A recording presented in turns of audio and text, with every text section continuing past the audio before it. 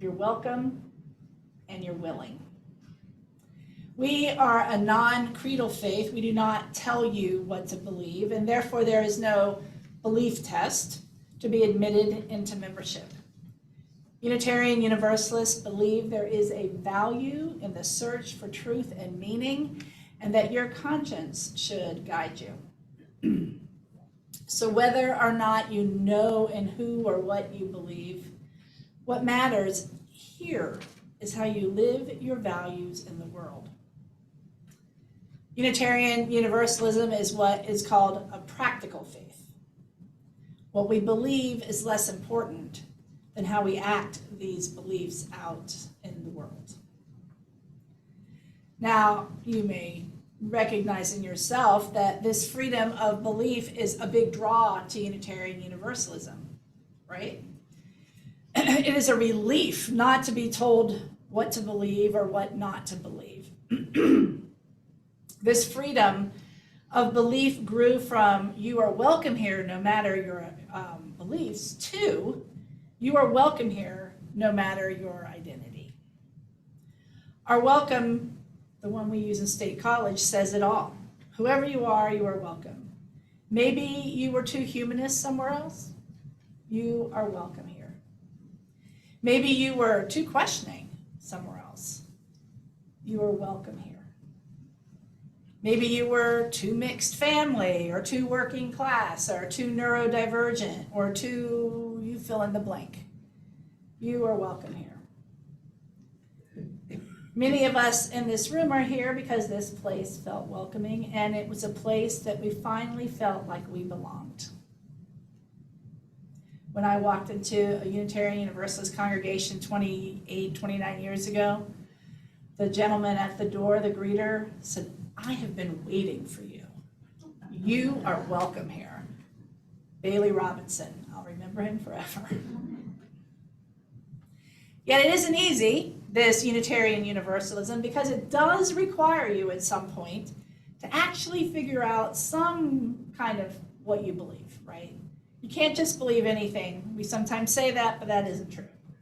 You have to figure out what your beliefs are on some level.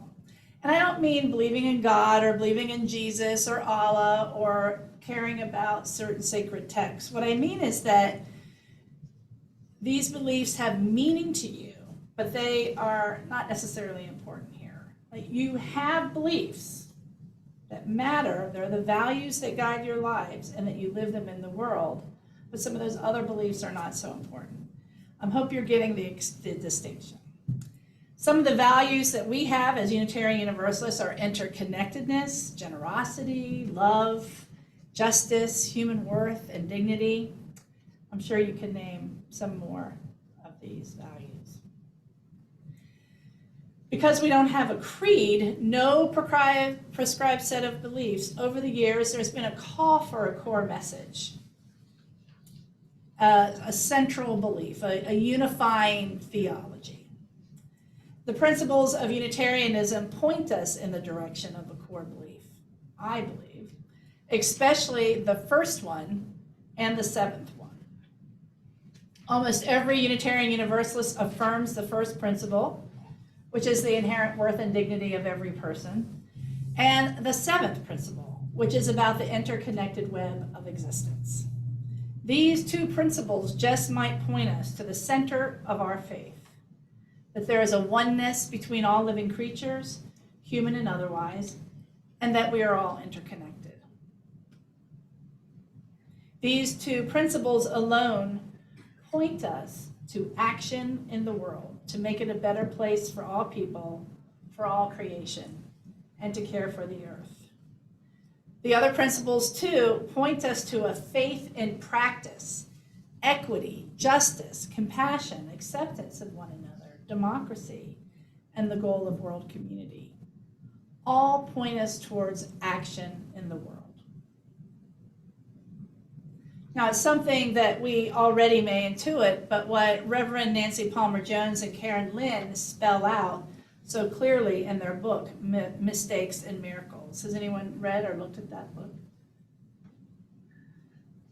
They remind us that our principles are a useful roadmap for living a faithful life in our religious communities. It is the first and seventh principles affirming and promoting the inherent worth and dignity of all and the interconnected web of all existence that lay a groundwork for a religion of radical inclusion and empowerment.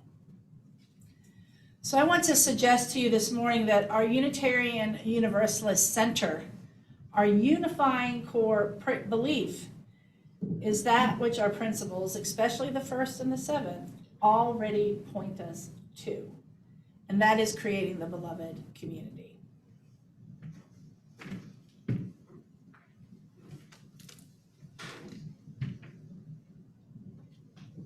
Now, DC warned me that some people bristle when we talk about beloved community, and that maybe we don't 100% understand what beloved community is. So we're going to talk a little bit about that. What is beloved community? The philosopher and theologian Josiah Royce was the first to coin this phrase in the early 20th century, but it was Reverend Dr. Martin Luther King who popularized the term in word and deed.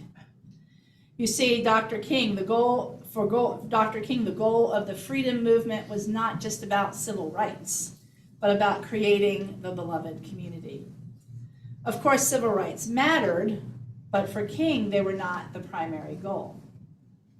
He wanted to shift how we lived in the world by radically redefining relationships. This was, in fact, a paradigm shift from the dominant culture to that of a beloved community. So I'd like to try to explain it, but I have a slide.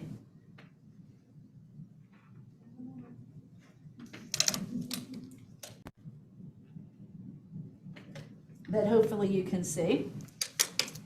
You can read this and I'll explain a little about it. The dominant culture divides the world into us and them with the purpose of power being to control them. The beloved community says there's only us, all of us, and the purpose of power is to restore right relationship.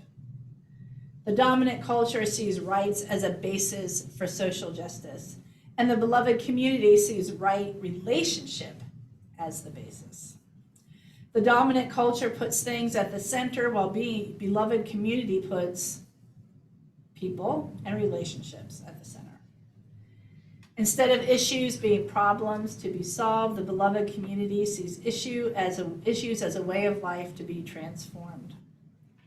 In the dominant culture, identity is reduced to status or role, while the beloved community sees identity as something that shapes us, but does not define or limit us. The dominant culture focuses on changing the world out there and sees justice as a system of rewards and punishments. The beloved community focuses on being the change we want to see and is grounded in justice as defined by Dr. King, love correcting everything that stands against love. In her essay in Unitarian Universalists of Color, Stories of Struggle, Courage, Love, and Faith, Yuri Yamamoto, musician, diversity activist, and hospital chaplain resident, describes beloved community this way. She says, "To me, a beloved community means a sanctuary where all of us can express ourselves authentically and celebrate who we are without the fear of rejection. It is not a place where only like-minded people gather or where everyone is simply nice to each other by withholding their feelings and opinions. In a beloved community, we are committed to candid conversation and love because of our many and sometimes painful differences." The UUA Leadership Council wrote this statement in 2008. "With humility and courage born of our history, we are called as Unitarian Universalists to build the beloved community where all souls are welcomed as blessings and the human family lives whole and reconciled." If our center core belief is creating the beloved community, and I think it is, as we have described it here today, then we can answer a few more questions that I have heard from some people in my congregations that I have served for the last 24 years. because this is not a new concept, right? Beloved conversations, we've been talking about it. Beloved community. So here are some questions that I've heard, and I bet you have heard them too. First, do we have to talk about white supremacy again? Do we have to talk about white supremacy culture all the time? My answer is yes. Yes, we do, because there's a lot to say about white supremacy culture. White supremacy culture is the dominant culture that was in that slide. Reverend Nancy Palmer Jones and Karen Lynn write in their book, Mistakes and Miracles, that the religious educators Aisha Hauser, Christina Rivera, and Kitty Wiley define white supremacy culture as a catch-all phrase to describe the set of institutional assumptions and practices often operating unconsciously that tend to benefit white people and exclude others. Why use the term white supremacy? It conjures up images of mobs and hoods, Charlottesville, and insurrectionists. In answer, they point to an article called White Supremacy Culture by Kenneth Jones and Tima Okun, who identifies as a white social justice activist and anti-racism trainer. In it, she lists 15 characteristics of white supremacy culture, including perfectionism, individualism, power hoarding, fear of open conflict, and belief that progress is bigger and more. The antidotes she offers include creating a culture of appreciation, emphasizing teamwork, making power sharing an explicit value, being courageous about raising hard issues rather than overvaluing politeness, and attending as much to the relationships and the process by which work gets done as to the outcomes. Another question often voiced in our congregations is, why do we have to work on dismantling white supremacy culture and create a beloved community when we are, after all, a mostly white congregation? Okay. That sounds familiar, right? Okay.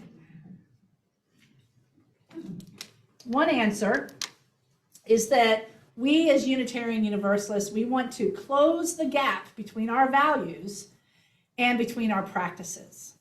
The ideal is to close that gap. We want to live in a world closely aligned to these values that we cherish. In making the world better for all, we do in fact begin to close that gap. Another answer is that oppression actually hurts all of us, even in mostly white communities. Oppression actively provides unearned privileges and protections to some, and that affects everyone.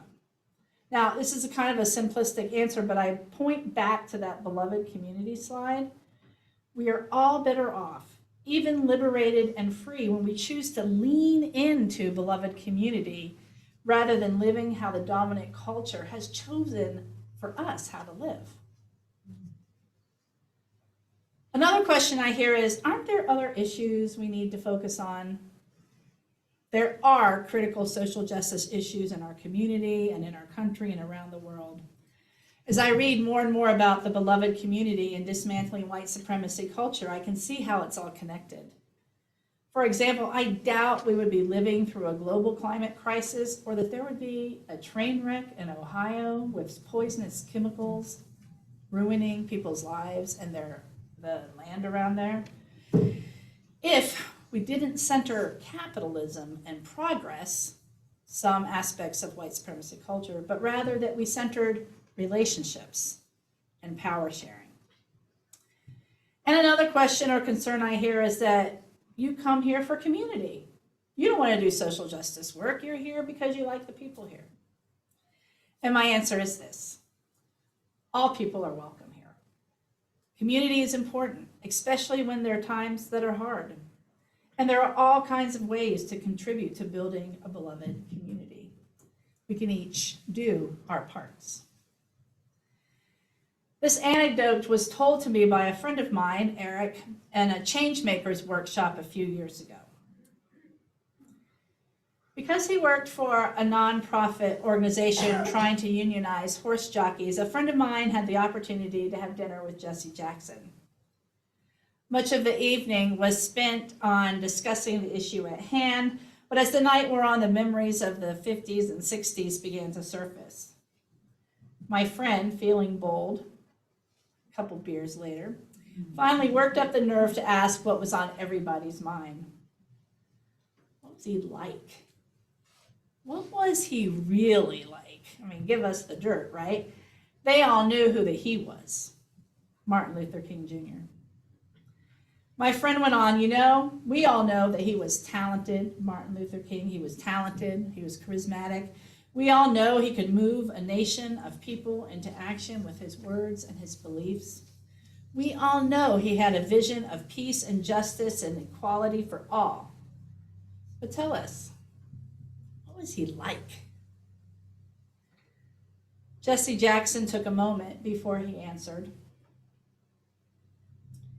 You have it wrong about Martin Luther King. He did not just have a vision of peace and justice and equity for all. The greatness that was Martin Luther King Jr. was this. He already lived in a circle of reality where everyone was equal, where love and justice and peace already existed. He already lived in that circle, and he saw that his task was to make the circle ever wider. Ever wider.